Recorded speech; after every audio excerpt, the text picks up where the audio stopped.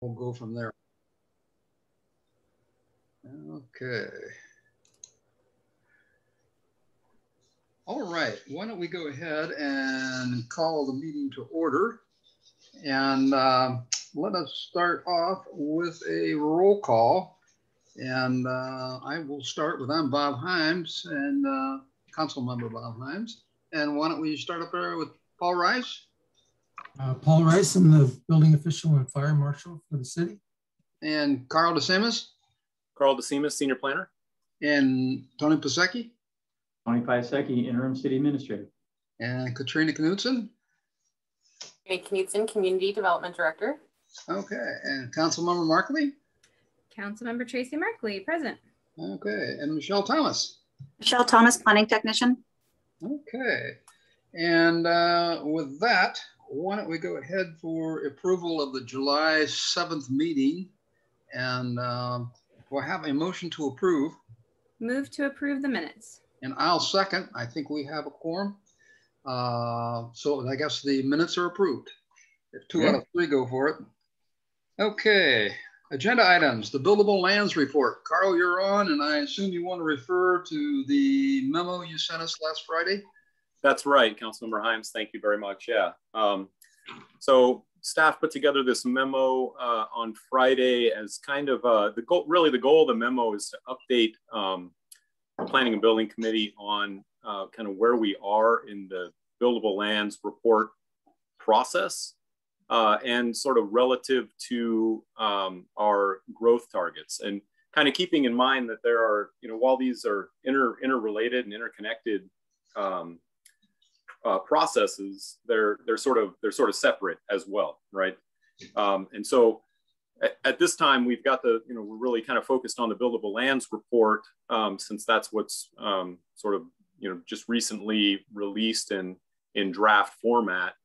And so staff's had, a pretty good opportunity to review that report at this time. And we've had some opportunity to have some back and forth with the county planners who have been working on this as well. And so to that end, I'll just say here at the beginning that some of the comments that have been made and some of the changes that staff has recommended to the county are not incorporated into this current draft right now. And I've confirmed that with the county planner that's been working on this. So she tells me that that'll be coming any day, because they're supposed to be getting this thing approved here in August.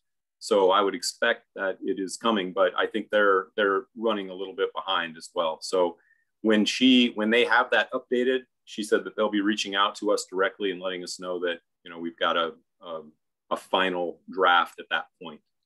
Okay. Is the buildable lands report, the county report, coming to the PCRC, or does it go directly to county council for approval? It will go to the county council. Okay. Okay. So we don't get a bite out of this one. No, not really. I mean, the report is really an analysis based on the data. So it's kind of based on the facts more so, although, there are assumptions that are built into it, of course, and that's where we kind of, play a role. But what it comes down to is this, there's sort of this 3-part process, and the last part of it is the consistency analysis.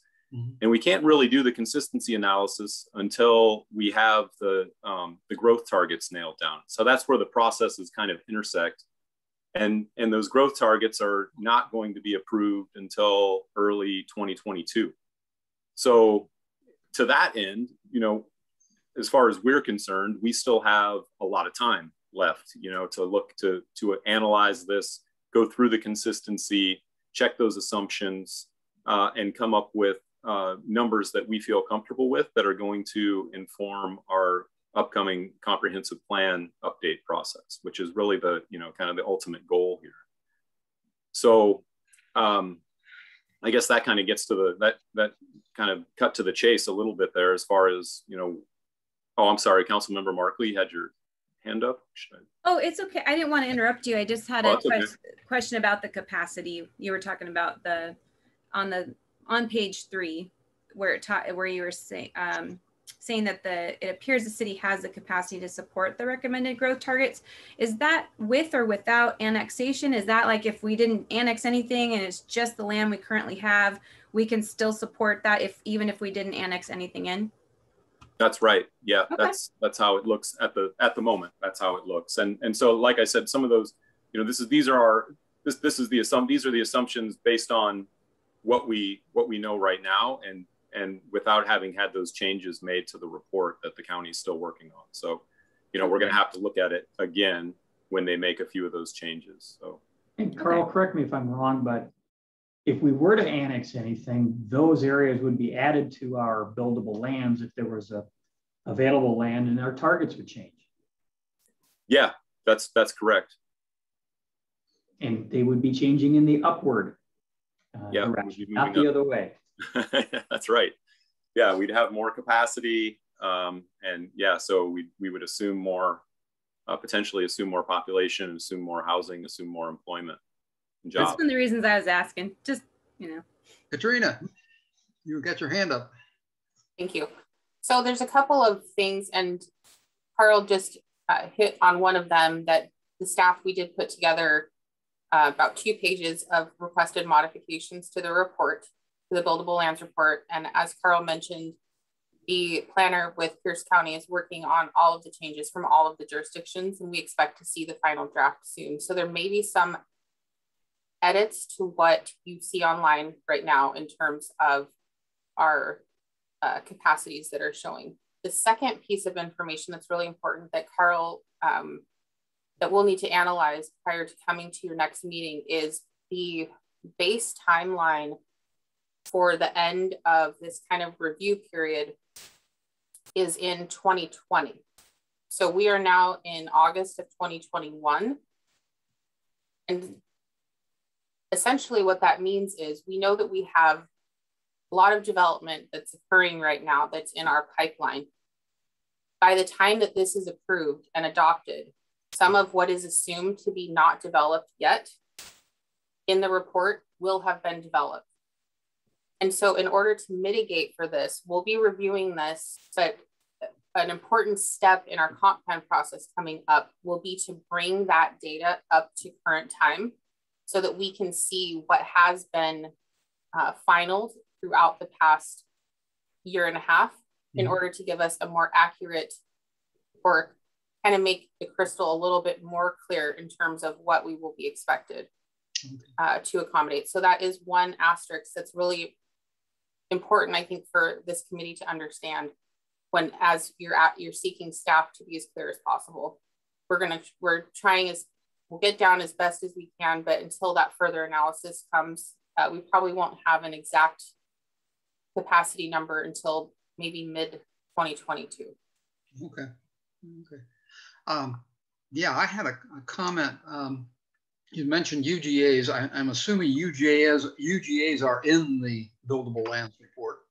Anything that we've declared as a UGA to Gig Harbor, for example, that land would appear in our report, correct?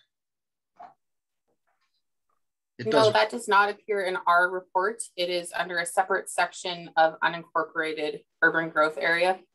Okay. Got it.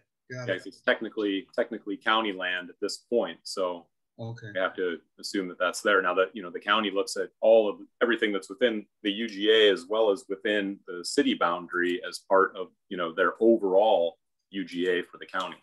Okay. As opposed to potential annexation areas. Correct me if I'm wrong, but going back to the idea that if you annex something, you get that land, but you also get their target, whatever they had, it comes with the land. That's correct? That is correct. So the only way you can win that discussion is you've got to upzone. You got to do something to make that land produce more dwellings, more dwelling units than it did when it was transferred to you or you accepted transfer of it. Correct me if I'm wrong. There are processes set forward in our municipal code for annexation, and I really apologize if my dog's going to bark because Amazon just showed up. But there are procedures in our code for annexations. And initially we have matching or complementary zones. The county and the city have those worked out. Again, that could change during a future UGAMA or Urban Growth Area Management Agreement. However, the council, once the land is absorbed into the city, this council could undertake a rezoning effort that could increase or decrease zoning on that property, thereby increasing or decreasing the available capacity. Oh, okay. Tony, you had your hand up. Yeah, I'm going to comment on that one just for a moment, though. If I remember correctly, we appear to have the capacity that we need for both the housing and the employment element, if not a little bit of extra capacity. So any property that we would annex into the city, if the zoning on that piece of property doesn't provide enough capacity for both housing and employment, the fact that we have a little bit of excess capacity already, as long as we meet what the target should be when you bring in that extra land, we may or may not have to do any zoning work. It really is going to be a case by case. Okay. Yeah, and I think that's built into the process a little bit too. You know, as far as, you know, when we annex that in, it would go to Planning Commission to you know, to go through that initial analysis and make recommendations to the council on, you know, which direction that should go. And I think that would be one of the key elements of that analysis for sure. So my question is, when it comes to the comments that we have sent to the county, can you discuss the nature of those comments? Are they substantive, or are they more just kind of clarifying in nature? And do we think that every single one of them is going to end up in the next version of the report?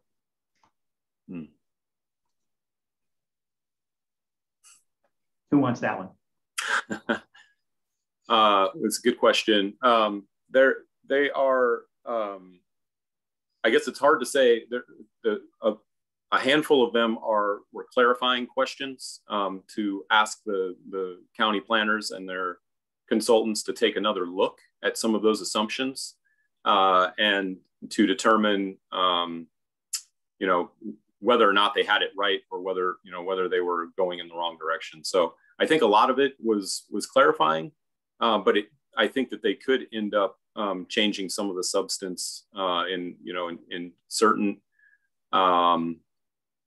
certain zones, particularly in the commercial zones. There were a number of factors. I think the two major that I would say that we commented on are regarding capacity reduction factors, such as our market rate or a roads deduction and plats. Those things were, I believe, inadvertently left out. And so we were able to catch those, and they should be included in.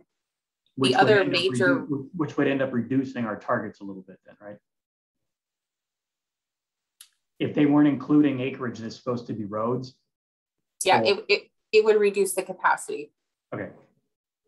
Available. And then the second one would be land that would be unavailable for development. Because we're a smaller city, we were able to take a look at parcel by parcel and look at it. There were a number of areas such as the McCormick Park land that the city owns on the west side of Highway 16, where the creek runs through it. Well, we know now that the city owns that property and there's no intent over any period of time to develop those parcels. So we were able to remove those away, that they will never be developed. That will actually reduce the available capacity. But we didn't want those assuming, 200 people if it's not going to be eligible for development. One of the other one, well, basically any property that the city either has or has purchased recently that the county wasn't made aware of, such as the sports complex property. That one was specifically for employment, because that was a business zone. That will now be a sports complex that will not have jobs associated with it. So there were some big swaths of land that are now being recalculated.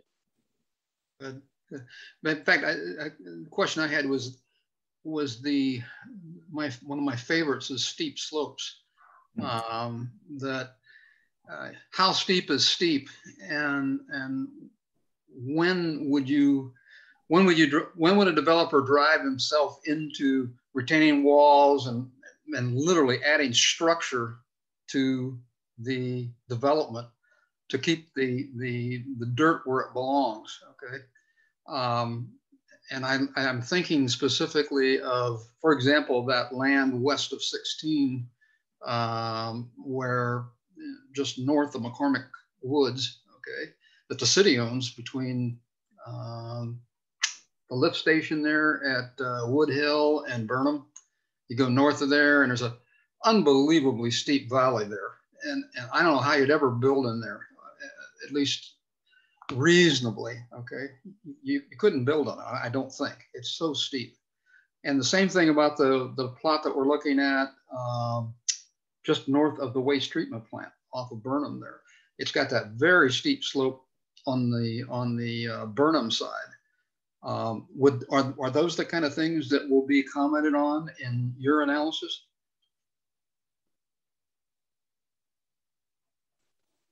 They will be reduced. We did look at the critical area reduction factor, and the county does look at those on a site-specific parcel basis. So essentially what they do is they take our parcel layer and geolocate it on top of or below the critical area layers. And critical areas do include the steep slopes that you're discussing. And those are all through GIS removed from the developable area. Okay. Okay. The other question I had, and by the way, I'll hold my probably my biggest input is my famous comment on we gave at the office, which we'll talk about on page 19 when we get to it.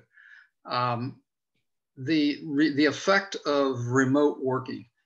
And from what I can tell so far, we have exceeded our employment targets, but we haven't consumed as much land to get those targets that we anticipated, or somebody anticipated back in 2014, I guess it was.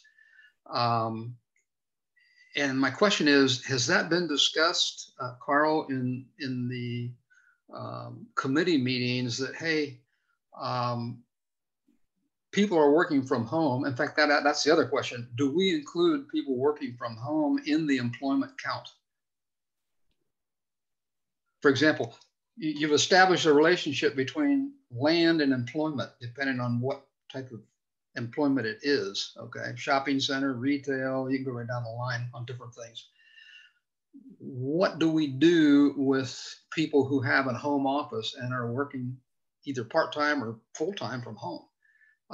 Because what it says is you're going to need less office space, less working space when you transform into that kind of a situation.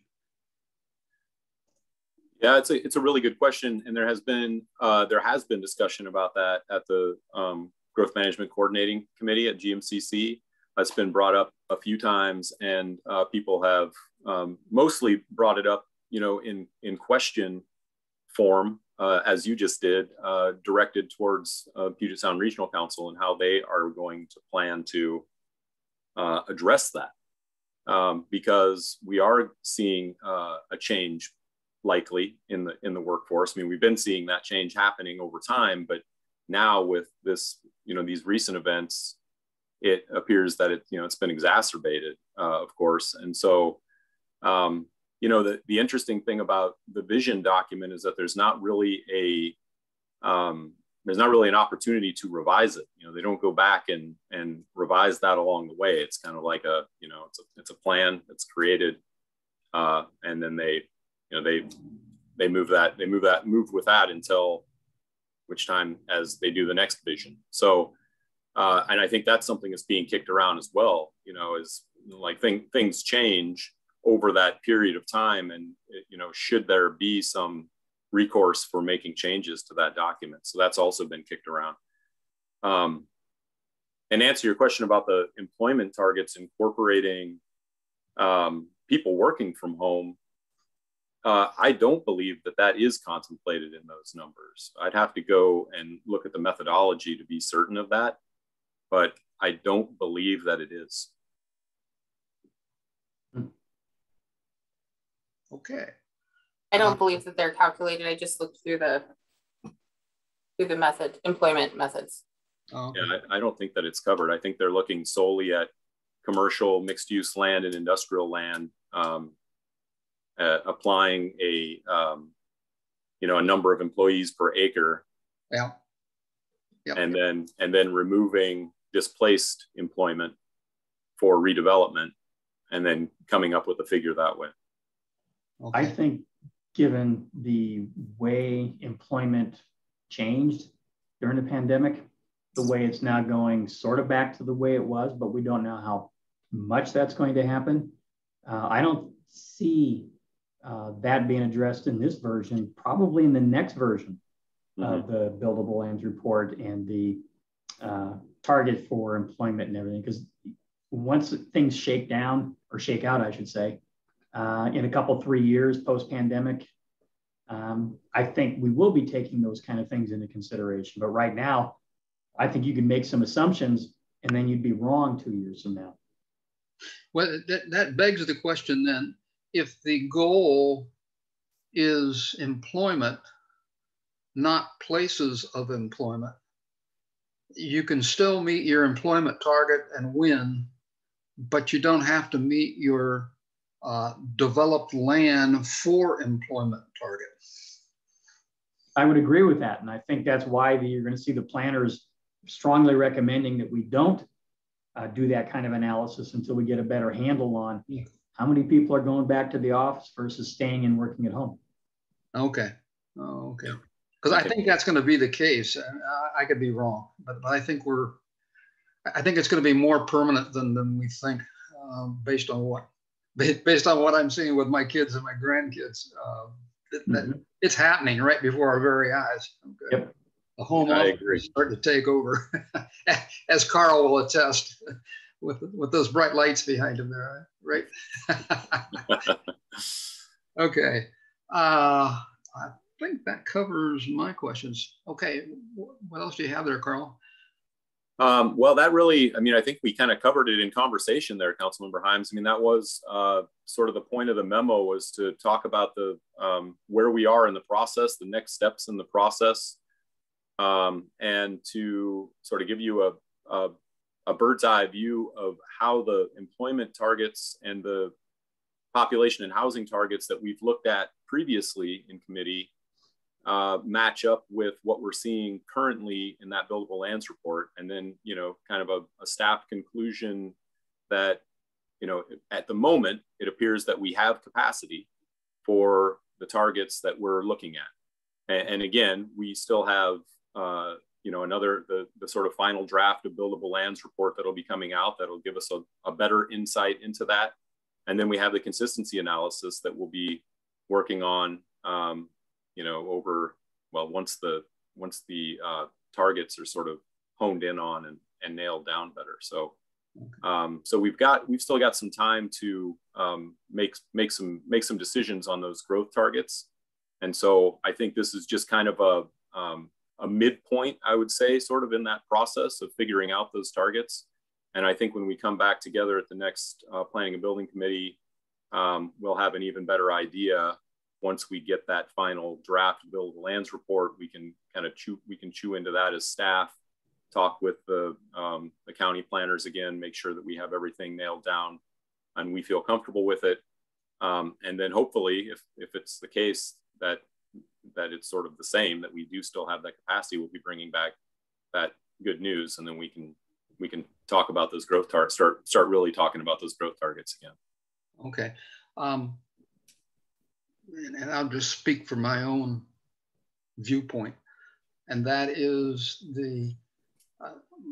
I obviously am championing the lowest possible number in terms of growth, and I won't be too bashful about that.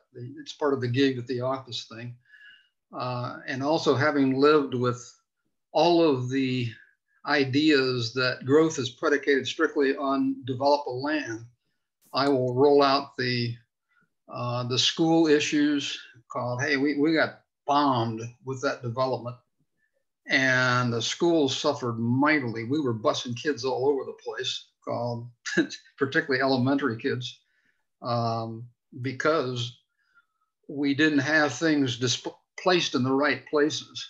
You know, we had capacity in some schools that were way on the other side of town for kids in Gig Harbor North. For example, I'm familiar with Gig Harbor North in our neighborhood, and the school bus came through there quite a few times. Okay, and we just passed that $200 and some million bond issue to catch up with what we've already got in terms of kids going to school. That's number one. Number two is transportation. That's a huge one. We've still got a TIF list that is big as all outdoors. Last time I looked at it, it's about 40 million bucks. And we're going through that baby. And by the way, as our building rate goes down, that becomes a bigger issue. Why? Because we can't allocate charges on permits, because there'll be fewer permits, fewer build starts. Okay, so you start to look at this from a holistic standpoint versus just land, available land, and I think it directs you toward the low side. And by the way, I've looked at everybody who's gone strictly on land, and boy, take a look at Seattle. There it is. It's just glaring at us. Called, who else could have created the traffic problems they did? Who else could have created all these issues? I can go right down the line that are associated with that. So that's just my personal opinion, but I think I can bring data to bear. Let's put it that way on that issue. And by the way, when we get to page 19, we'll talk about that in that thing I just sent you about a half hour before the meeting. Okay. Okay, Carl, anything else? No, that's all I have, Councilmember Hines. Okay, we're on to item number 2, which we may have touched on. Okay. May have. Yeah. You're right. All over it, council member. On population and employment targets. Okay. What did you have in mind there when you put this on the agenda? I just gave you my view of the world, but what was your thinking? Earl, if I may. Oh, sure. Do you mind? Just, I think before your September meeting, what I think staff should prepare would be capacity numbers, the final capacity numbers that we know, both in terms of population and employment, obviously separate. And then previously in this committee, we had proposed a growth rate that would be consistent with Vision 2050, as well as the discussions within the PCRC, which again are substantially lower than previously, but still allowing us to grow at a lower rate of growth, but still have the city have some growth within this 20-year planning horizon. So what I think we'll do is put together an analysis of the growth rates that we've put forward, and I believe that was 1% to 1.5 at the high end. Yeah. And we will compare those between the actual capacity numbers that we have. We may need to do a little bit of, I hate to say assumptions. I know Councilmember Franich doesn't like that word, but it's kind of the technical word for when an unknown. But I do think we need to do some form of an assumption for the pipeline that's been developing since January 1, 2020, just so that we're not giving a false sense of anything. So I think that we'll prepare, if that's okay with the committee members, we'll prepare that analysis for your September meeting. And then we'll be prepared at that meeting to have the discussion of a proposed growth rate for population as well as employment. Okay. Okay. Is there, this being my first time through this process, is there any, I hate to use the word strategy, but I guess I will, going into this as far as growth targets? That is this a bidding process? I hate to use that, a bargaining process where if you come in reasonable, you end up losing. If you come in low, then you bargain back to where you wanted to be all along, okay? And cry all the way, okay? I don't think that there's a strategy per se above what has already been done by the committee members. We've established that the lower amount of growth is what the city desires. And so therefore, consistent with, again, Vision 2050 and the PCRC. From a staff perspective, we don't want to recommend something that would be inconsistent with either the state or the PSRC due to the various ramifications of having a plan that's inconsistent with those. The 1% to 1.5% growth rate for population, staff is comfortable with falling within that range. I think back to committee discussion, and I believe Councilmember Markley, you said, you know, you don't want to preclude any future development, you know, from going on within the next 20 years. So there will be a little bit of a discussion by committee members about how much additional population over the capacity numbers is the city comfortable with in terms of, you know, strategic rezonings or affordable housing projects, things like that. If we come in with an exact capacity and if our demand exactly meets our capacity, that really takes any opportunity for redevelopment or again, the housing affordability projects that the mayor's talked about. So it'll be kind of a comfortability factor about how much creativity you want to allow to go forward in the next comp plan update. Okay. Has anyone other than us, and we haven't really broached the topic yet with the county, the issue that, hey, we met our 2030 objective in 2020, and we consumed land doing that. Okay. And what I'm looking for here is the famous overachievement credit going forward. Okay. It seems to me that, and by the way, when you see page 19, I think you'll agree with me. When you see what we've done, Gig Harbor has shot the lights out, to put it mildly, in terms of growth. And we did it in about 6 or 7 years, from 2014 up to 2020. So has anybody in your discussions, Carl, or Katrina, been through that type of a scenario? There's very few of us, by the way, that have done that, okay, in Pierce County.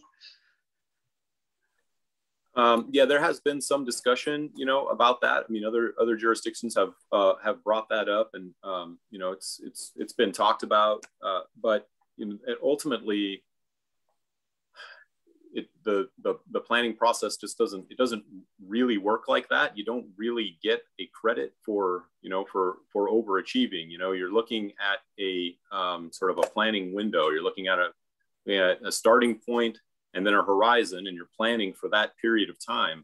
And then every 8 years, we're kind of coming back and we're looking again. We're getting a new starting point, and we're picking our horizon out, you know, 20 years and looking at how the city is going to grow during that time.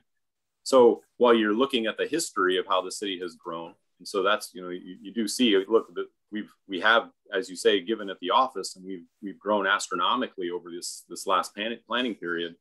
We really need to look now at where we are as a starting point, and then plan forward. And I know that's not a satisfactory answer for you, Councilmember Hyams. I know that's sort of counterintuitive to the way you look at how this should be done. Yeah. But that's kind of how that is how the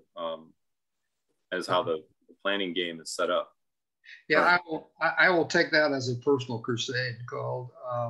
It's interesting because if you dog it, all you got to do is wait for the next cycle to come, and you get out of jail free and start all over again. Okay. And by the way, I don't know, what are the consequences of not meeting the targets? I know, and by the way, I'm going back to 2018, 2019, when we had what I called responsible growth legislation in the pipeline. And man, we had our friends from Department of Commerce, Master Builders Association. I go right down the line called, you know, you're bad people, you are stymieing growth, et cetera, et cetera, et cetera. And I'm sure they knew where we were on our building curve. And at that time, we were way ahead of the game. Okay. And yeah, we were getting a lot of grief for just modifying our zoning requirements to slow down growth a little bit. Okay. And there was no recognition of the fact that we were way ahead of the pack. Okay. In fact, we were further ahead than I knew. In fact, I don't think anyone on council knew how far ahead of the pack we really were. This is a big issue with me. Let me put it that way. It just doesn't seem right, because these units that we've built count in the cumulative total for whatever it is, however you want to put your timelines in there, to get to 2050, whether you did it in 2014 to 2020, or whether you did it from 2020 to 30 or 30 to 44 or whatever the time frame is. Cumulatively, they all count, I think. And so anyway, that's my personal view. Yes, Tony, I think you had your hand up, and then Katrina. Katrina does first. Okay, Katrina, I'm sorry. Thank you.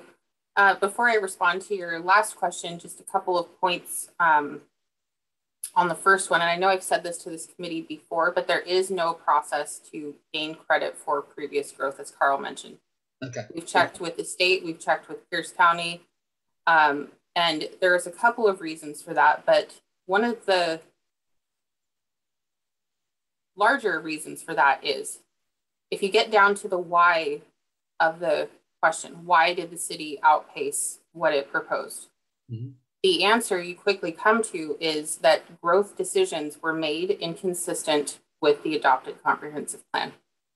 Mm-hmm. When projects came forward for development agreements that were going to double the density on a certain area, it was a city action by the council at the time to approve those areas with the development agreement. So it is because of city actions that this growth has occurred. And so not only is there not a mechanism to gain credit for that, you can directly correlate the growth to decisions that were made by formal vote of, albeit not this city council, the current council, but previous city councils. So I just want to put that out for your information, that when you ask the why and you get down to why did this happen, it didn't happen without the city's involvement. Okay, just let me insert a question here. Given that, and I'm being a little sympathetic to my predecessors, but if you really believed you had a target to meet, one would typically favor overachievement versus underachievement. And my take on that is they got carried away with overachievement, okay, and succeeded. And that's what happened. But it begs the question, and maybe you know the answer to it. Has anybody gone back and looked at historically how things have played out versus the plan? For example, if you go back to page 19 I keep talking about, is kind of a referendum on the planning process from 2014 to 2020. Okay, what happened there? It's kind of interesting. You'll see that. But if you go back even further, has anybody tested the accuracy, the validity of this process in terms of predicting growth? That is, predicting and encouraging or promoting growth to not necessarily exceed the target, but to hit the target, and not to underachieve, I assume. But I think it would be very easy for us to pull that information together. Pierce County's first buildable lands report, and again, the information that you're seeking is partially available in these buildable lands reports. And I believe Pierce County's first buildable lands report was in 1995. So we would be able to look back and see how the city was growing in each of the zones and cumulatively, and compare those to the targets. Well, there weren't targets at the time because PSRC wasn't necessarily there, but as far as what OFM had projected for us on the low, medium, and high, I think we could have that for you by your next meeting. That'd be great. Just distribute the raw reports. You know, I don't want you guys wasting your time, because I know it's very valuable, but I can wander through that for a while, a little entertainment there. But that would be very interesting, called whenever we have, at least in my history, whenever you have simulations or models of things out into the future, you always check to see on an ongoing basis, did that model really hold true? Did it really predict what was going to happen? Okay. Or did it encourage behavior to make it happen? Okay. And if it doesn't, then you twiddle the dials. And I know I'm getting into an area that's way beyond us, but I think it is a big issue. It's a big issue. And it may be a good defense of certain things. Okay. Anything else, Katrina? I just wanted to state that the ramifications for not meeting our growth targets are a thing called reasonable measures. And reasonable measures are defined by the Growth Management Act under 3670A 215. And they are placed on jurisdictions through the buildable lands process for jurisdictions that are not meeting both their holistic plan and also not meeting them in specific zones. And so that could look like a mandate to, for instance, if we were underachieving in a specific zone, we could be needing to look at reasonable measures to allow for ADUs or increasing, having a density bonus or things of that nature. So that's kind of the ramification for under delivering on a target. Okay. Okay. Okay. Tony, you had a question. Yes. So it's not so much a, well, it is a question to our planners. So I'm going to do a little bit of a hypothetical here. Let's go back to 2010. And let's say our population target to hit by 2030 was an additional 3,000 residents. Okay. And then we look at where we're at today. And if it was just a linear number, we would be about 1,600 of those people, maybe 1,650 of those people in population, with another 1,400 or so to go. But if we had gotten, of those 3,000 in our target, if we had 2,500 already here, are we going to be then given a growth target for 2040 that just adds those extra 400 or 500? Are they going to say, well, gee, you've shown that you can absorb it faster, therefore we're going to get you back out to 2,500 or 3,000 between now and 2040? I think that's where Councilmember Himes is coming from when it says we've given at the office. And we can also argue, based on what you just said, Katrina, that the city, the council before this, actually took proactive measures to encourage development, encourage the increase in population and jobs. Therefore, there is no impetus for us to continue doing that and going beyond what we believe our capacity should be and not tax our roads in particular. So are we going to be punished for doing those things that have had us grow faster than a linear type analysis? So it's a good question. One of the things that I think we have going for us that isn't necessarily, and I say going for us in terms of how I believe this committee would like to see us grow, is, and it was not really to do with any particular action on behalf of the city, is that PSRC has a policy adjusted set of growth projections now. It's not like with OFM, how they look at your births, your deaths, your in and out net migration, all of that, where they give you up within an actual percentage of what would happen. PSRC is actually policy adjusting down communities like ours that do not have access to rapid transit. And so I think that because of that policy adoption, our need for an argument to further reduce our growth probably will be unnecessary. And it may have just lined up that way for us. So I think that may answer your question in a roundabout way. It does. Okay. Any other items on this before we go to page 19 where they keep advertising? Carl, can you pull up page 19? It's in that referenced I got it. report. Yeah, there it is. Yeah, that's the one. Okay, you got it. Is everybody got access to page 19 on your computer? It's in that thing I just sent you. It's in the attachment. Yeah, if Carl could bring it up, that'd be helpful. There you go. There it is. Okay. The infamous page 19. Yeah, this is the one that kind of lit my fuse called, I'll be doggone, I think I was right.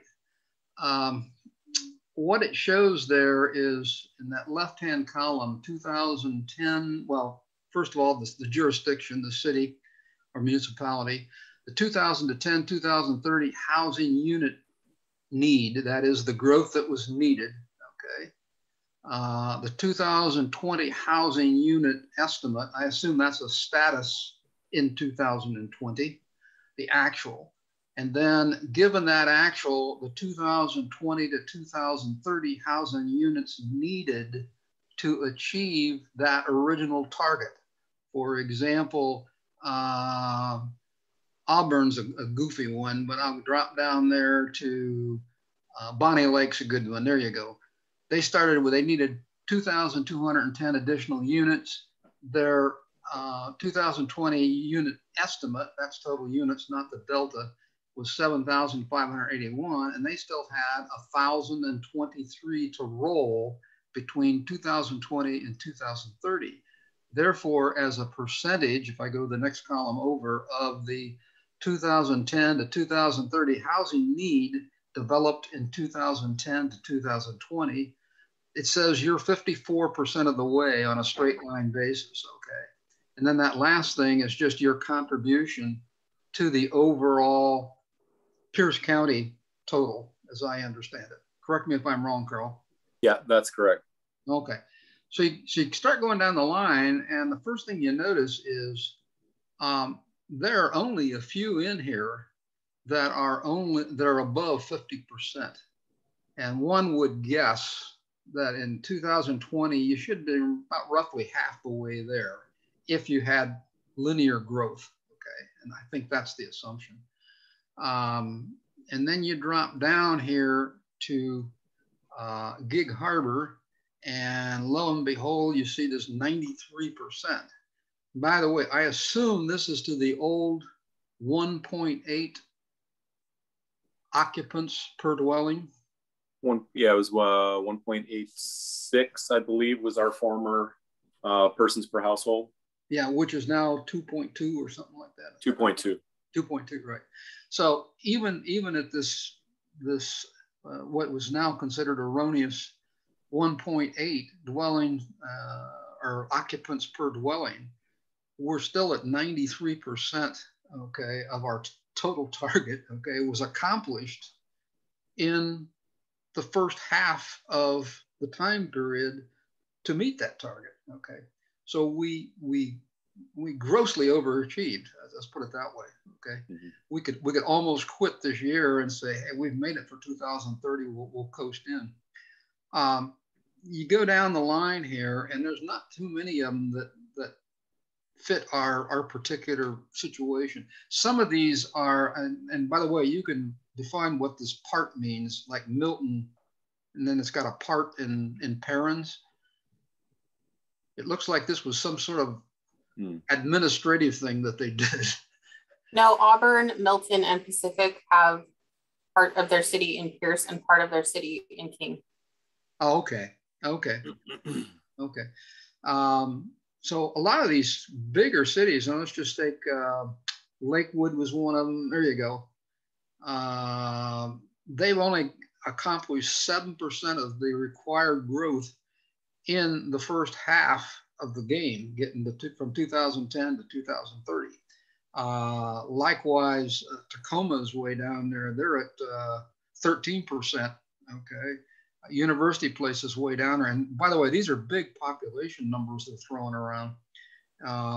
So when you get to the bottom line, which is that urban total there, that 106,084, which is what was needed, and the current housing estimate, which really doesn't have anything to do with that, but it's sort of a checkpoint along the way.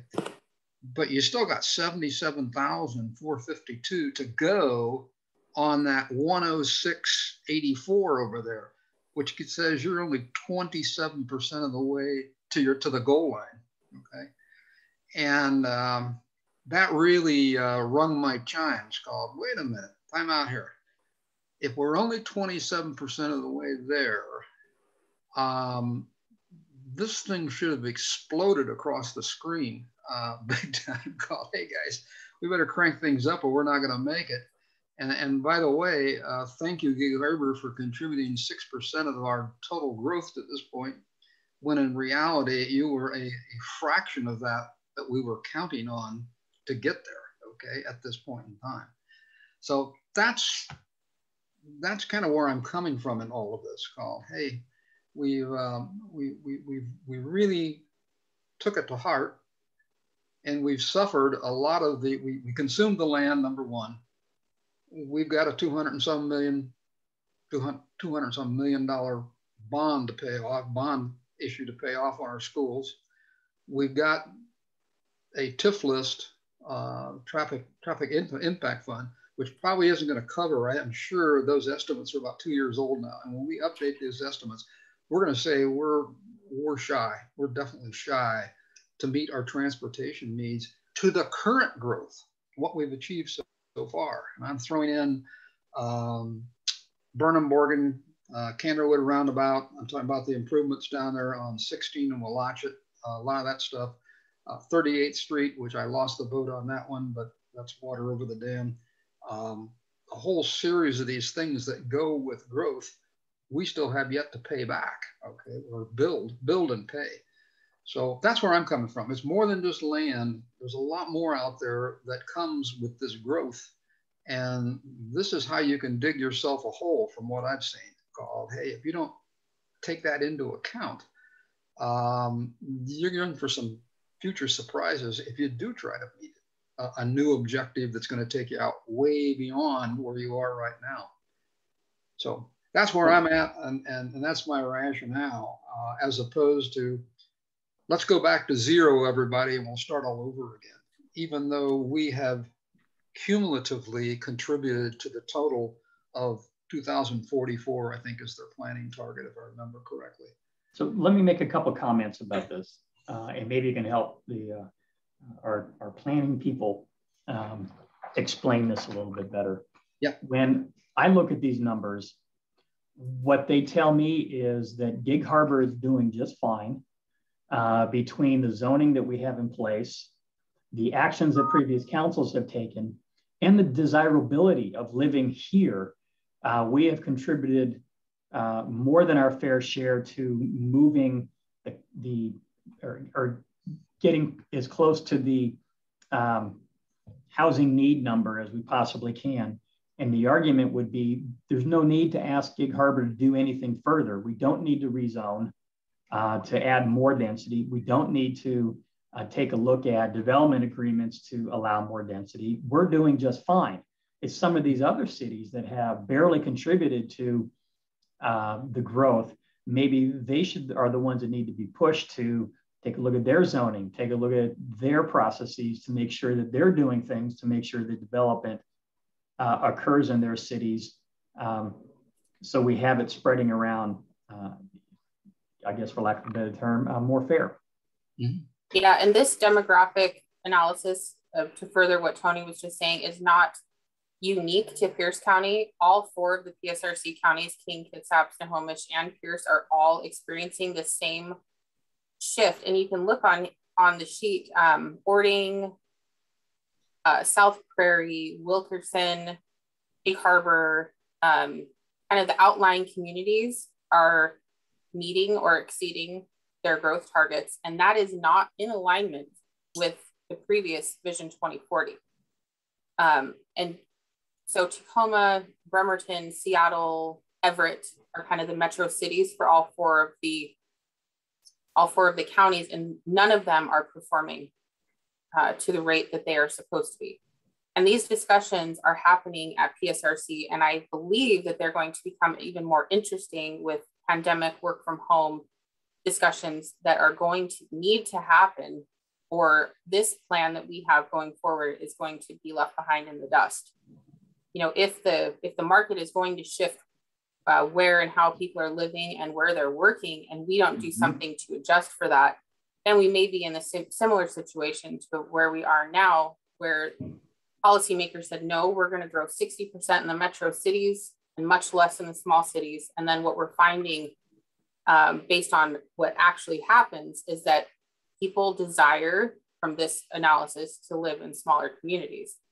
So it is going to drive a policy discussion, or at least it should. And the city, Carl's done a good job of bringing that up at the staff level, kind of ringing the alarm of, hey, we need to look at this because the big guys aren't achieving. And if the big guys or gals did start achieving, Tacoma, et cetera, then some of the housing pressure on the smaller communities could be removed. And so I do think it's a good discussion to continue having to pressure, if you will, the larger places to take their fair share of housing, because that will, again, reduce the pressure from smaller communities like ours. It's my 2 cents. I mean, another way to look at it is, if you look at the housing target that we had versus the urban total, we were 1.75% of that. We are now at 6.1% of what's actually been built. So I don't see any need for us to take any more growth than has already been assigned to us. And we shouldn't have a higher number assigned to us simply because the growth is happening here first versus other places in the county. Yes, Councilmember Markley. Yeah, I would definitely agree with that. And, you know, as far as the list of smaller cities, you know, that we're going to have a number divided amongst us.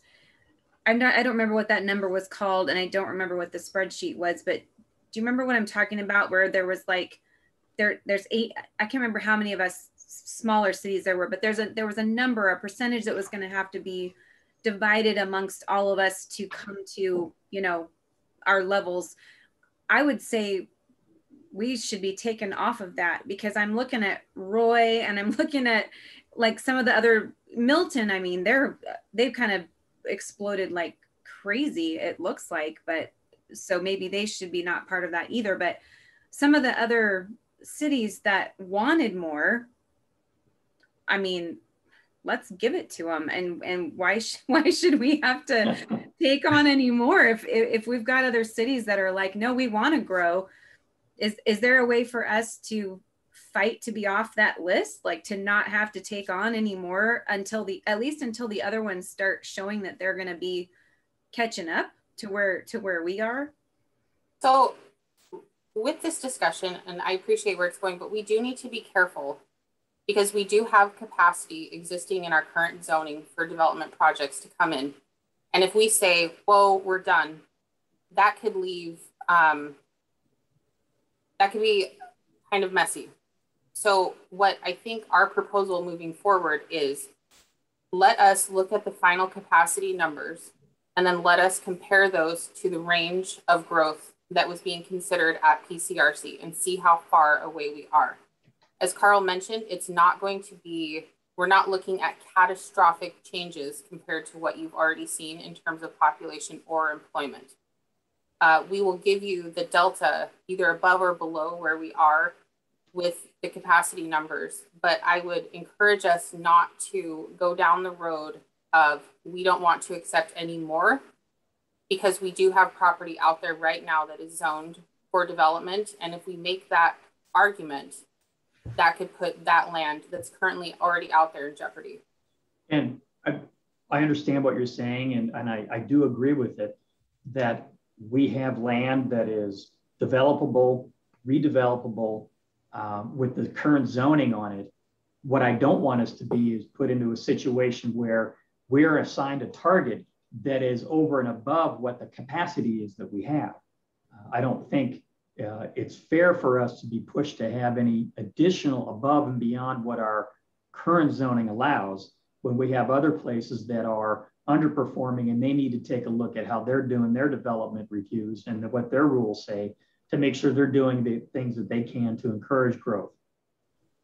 That's kind of where I was going too. I wasn't like, put a closed sign on Gift River, like we're closed for, not like that. Just, it was more like what Mr.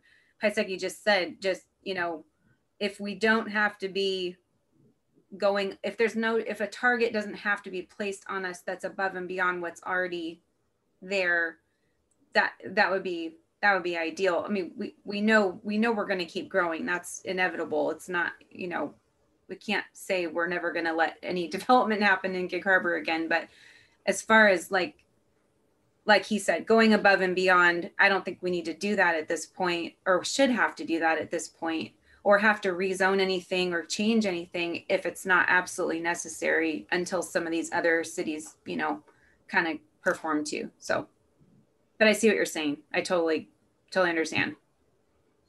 And I would just add that the feeling I got from the process and the growth target process that we went through at the GMCC and working with Pierce County and the consultants, you know, when we didn't really want to put a number on the draft that was going off to Commerce, you know, there wasn't a lot of pushback really on that idea, because I think they were looking at these numbers the same way and saying, well, Gig Harbor's done fine. You know, we don't really need, that's not really where the pressure should be applied. So I don't think that they felt like if they were going to be applying pressure in that way, I think it would have already happened. I think we would have been hearing about it when we were putting those numbers together for the draft to Commerce. So I think we're in pretty good shape. I mean, we're not, you know, nobody's breathing down our necks, I don't think, at this point.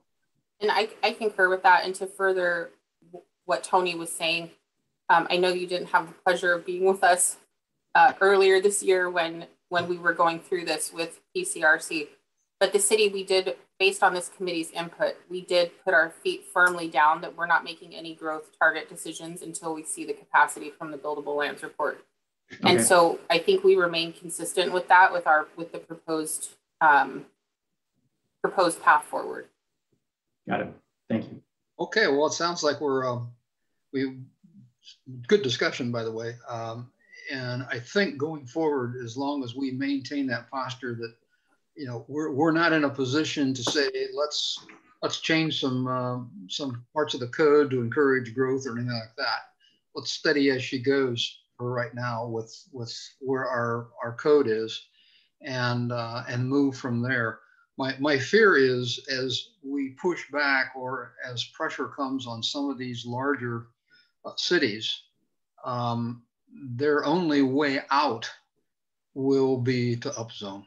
I don't think there's any other way they can get out of it. They're trapped. Tacoma's a good example. They're going through that right now, big time, with some of these apartment complexes that are being proposed over there. So yeah, I think reasonable measures, Councilmember Hyams, are going to be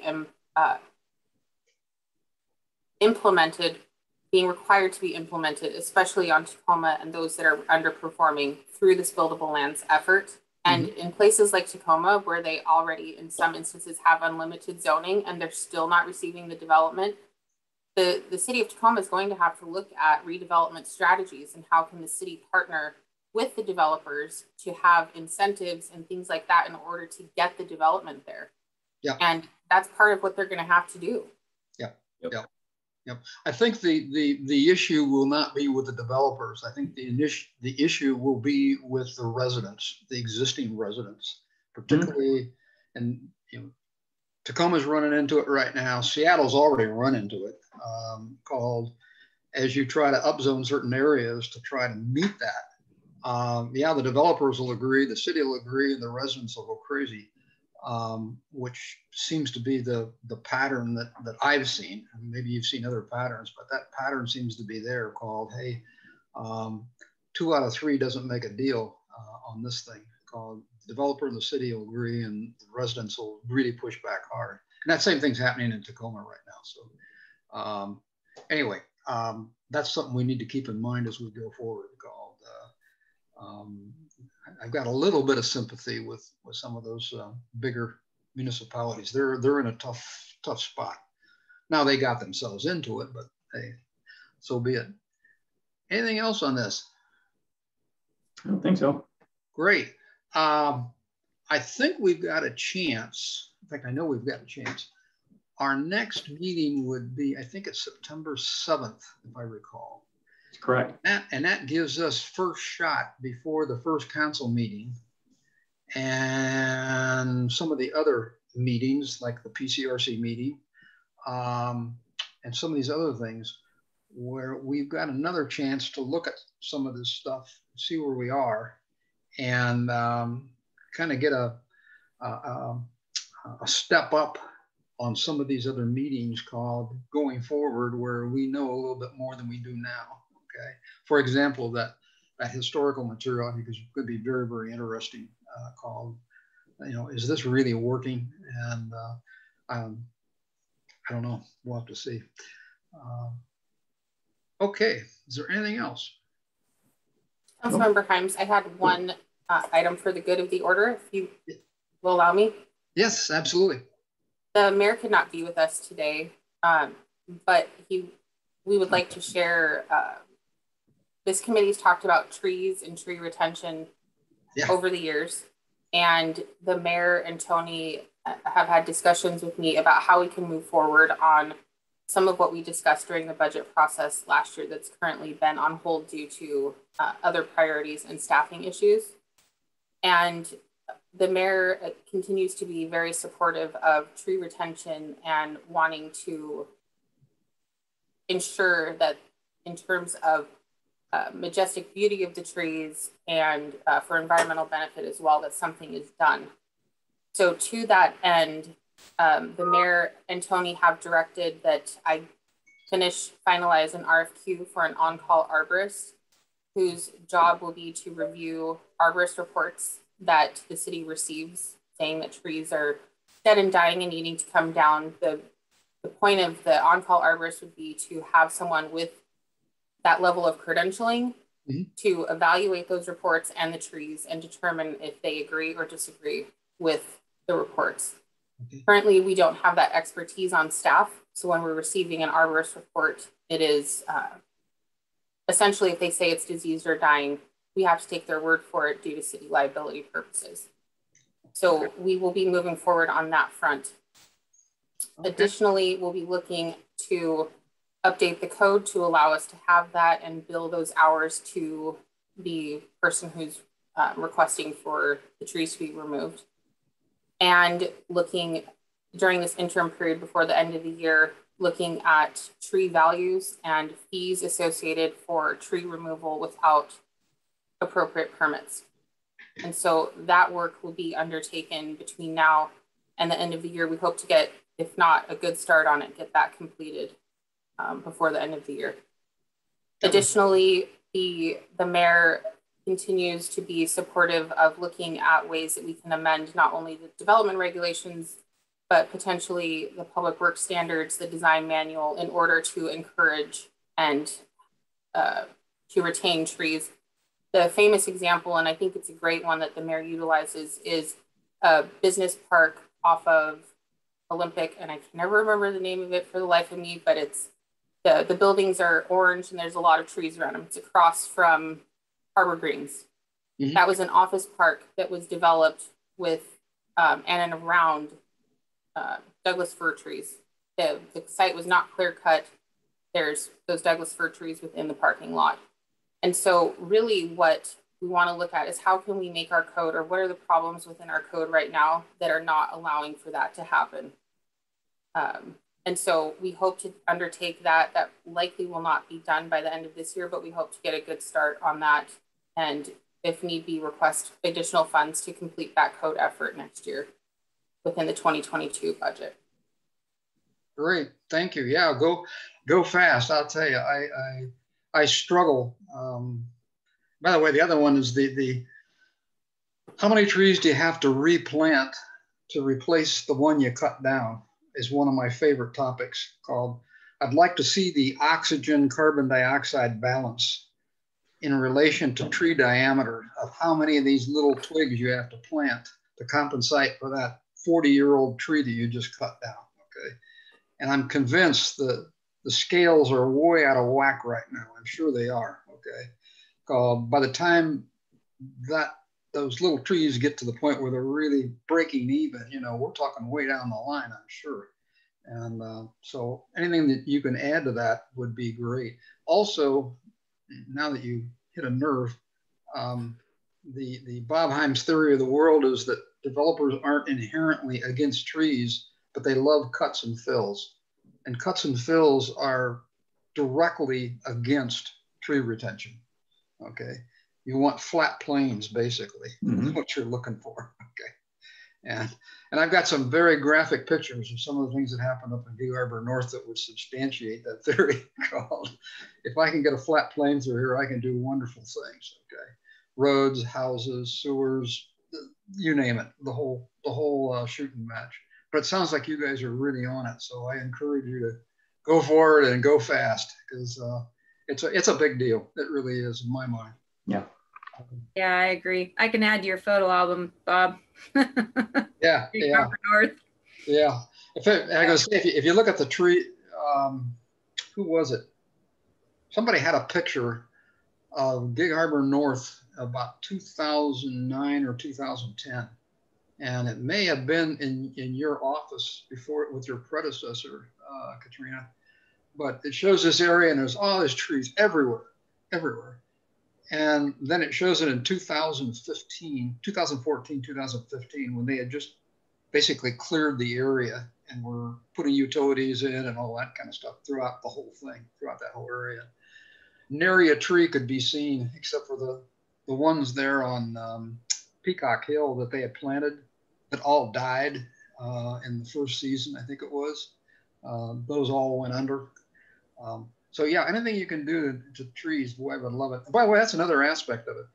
This thing about the HOA taking possession of trees in buffer zones versus the developer, I think is a real hot topic based on some of the feedback we've gotten from some of the subs called, oh, we just plant them. You guys have got to take care of them from here. Sprinkler systems that don't sprinkle and all kinds of stuff I've seen that fall in that category.